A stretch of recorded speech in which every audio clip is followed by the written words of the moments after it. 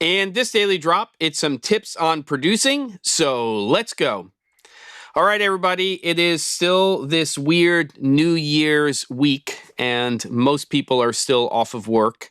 So what I thought I would do for this episode, and probably tomorrow's episode, is jump back into the Wayback Machine and bring up some older content. But I'm going to do it a little bit differently than I did last week. I'm going to embed that content into the episode itself. So you don't have to go into the description to find the link to then watch that episode and then comment on that. And this one, I think, is worth a replay. This is episode 22 of the Daily Drop, where I give 3 producing tips related to producing. And I think that at that point, after a couple of months, that the Daily Drop was starting to find its groove as a series. And I know it's content that people like to hear about. You know, when you're up to, I think this is episode 359, episode 22 was quite a long time ago. And I don't expect everybody to go back and watch really, really old episodes or older episodes. It's not really, really old, like some of the stuff I've been replaying recently. But I think it's relevant information. And if you are ever put into a producer's role, then these 3 tips might be things that you want to consider. So I'm going to dip to black, and you can check out that episode.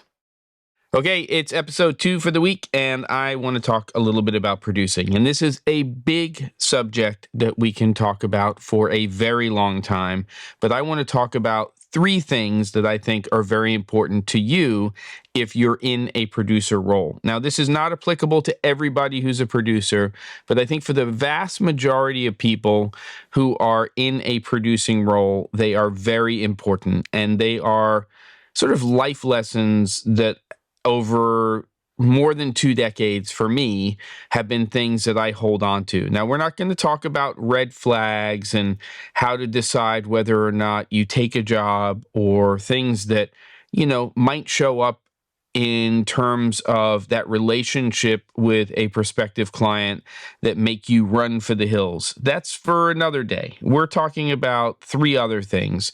And the first one for me is your proposal and your budget. So for me, personally, a proposal well written, a budget well thought out becomes the blueprint for an entire project.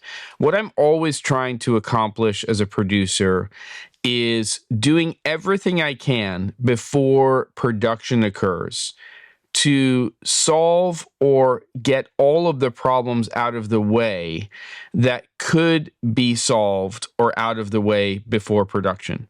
Because inevitably, we know that this industry is not paint by numbers. It's never going to be the same 2 days in a row.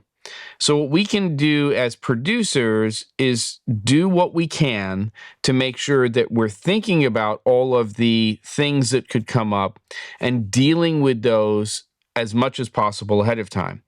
So for me, the proposal and the budget becomes a huge component in that process because it is the blueprint for the project that you are going to ultimately produce. So the time you spend doing that, non-billable time in terms of thinking about what the project is, going back to the existing or prospective client, asking questions, you know, it's a collaboration. And what you should be doing is figuring out how you can help them support their branding or their marketing strategy. You don't have to be the solution, nor should you be the solution for doing that in the broader sense. But your production, what you're doing for them, is supposed to support whatever that strategy is in terms of branding and marketing, so on and so forth. So for me personally, what I do is I use that proposal phase as the phase to really sort things out. It also allows me to break down an entire project, and maybe in a future episode I'll talk more about that and bring up some proposals that I have that I use in workshops.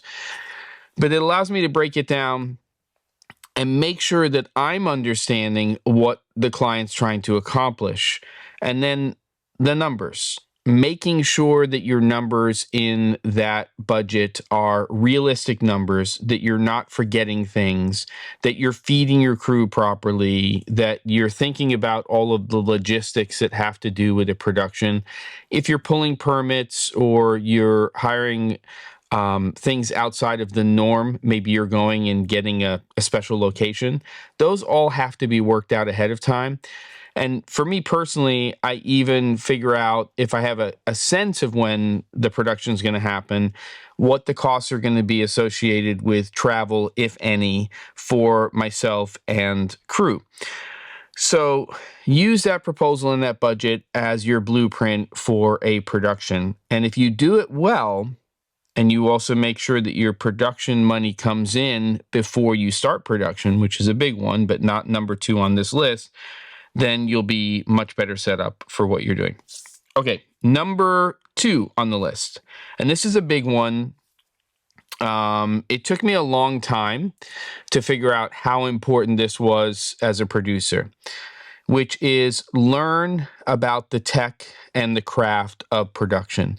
Now, I don't expect everybody who's in the producer role to become a DP or to learn all of the ins and outs of every aspect of what's happening from a production standpoint. But I would say that prior to learning about the doingness of production and actually understanding how it worked, I was a much less effective producer than I am now. And I realized that it prevented me from number 3, which was hiring great crews. I got lucky sometimes. I got really unlucky other times. So understanding how the tech and craft of things work is going to help you tremendously as a producer. And again, it doesn't mean that you have to become an expert in all of the aspects of production, but very oftentimes when it comes to corporate work and a lot of the work that falls outside of, big production narrative, when we're talking about feature films and episodic television, you're not only in that producer role, you wind up by default becoming a director. And so you're ultimately responsible for not only the logistics of and the planning for and the execution of a production from a producer's role. There's a creative component, and you have to have a team of people that you're bringing together that can do that effectively. Already mentioned number 3, which is hire great crews. Crews that you can rely upon, but also in the long term that they can rely upon you. My relationships now with a lot of the people I work with are a decade plus in terms of what those relationships are. I have this commercial shoot coming up this week, and I have somebody coming in as a DP for that, somebody else coming in for another role on that production.